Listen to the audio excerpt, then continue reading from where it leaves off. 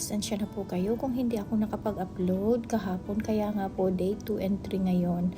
Kung makikita nyo ang mata ko, galing po ako ng night shift, kaya ngayon umaga pa lang ay matutulog na ako. Galing ako ng trabaho, 13 hours din yun. Update ko na lang po kayo pag gising ko.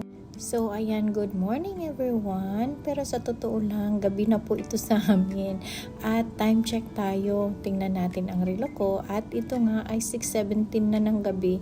Pero kagigising ko lang talaga at kung makikita nyo sa bintana maliwanag pa. Ito na po ang normal sa akin, ang matulog sa araw kasi galing ako ng trabaho sa gabi. So sa gabi naman, gising na gising ako pero nandyan lagi ang aking mga babies at nagbabantay sa akin. Hindi ko alam kung anong i-update ko sa inyo pero gabi na po sa amin. So bukas na lang tayo. See you tomorrow. So ito po ay 8:30 na ng umaga kanina at meron po akong doctor's appointment sa ospital. So ayan po, naghihintay lang naman ako.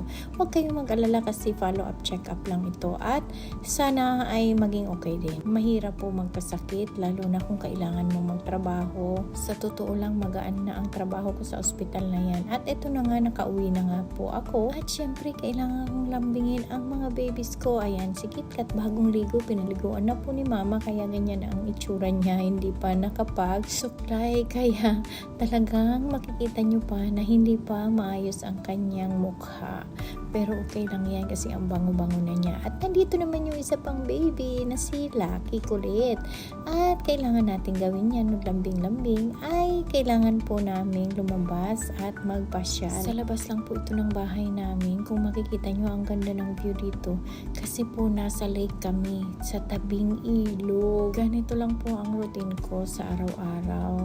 Pag day off ko, ganyan lang ang ginagawa ko. Minsan si mama na ang nagpapalakad dito sa dalawa sa hapon. Malaking adjustment po ang buhay ng Amerika, lalo kung sanay ka sa mass community style na pamumuhay sa Pilipinas, kung saan may marites, kapitbahay, kamag-anak at kaibigan na parang 24/7 kang may kasamang tao o balita. Yung alam mo na may masasandalan ka kahit medyo may mga marites dyan sa tabi-tabi. Parang naho-homesick na ako dito Pero okay lang.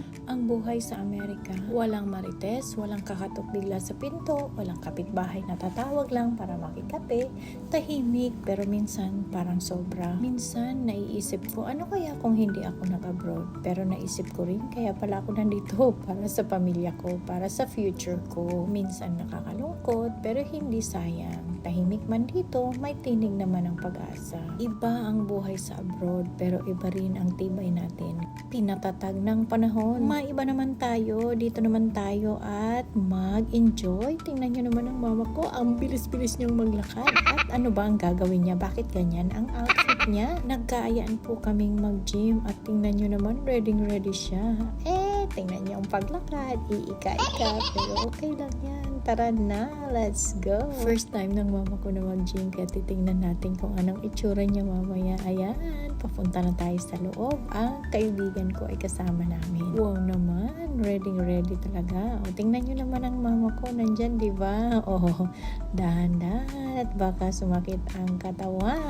Enjoy lang tayo hanggang sa susunod. Love you all.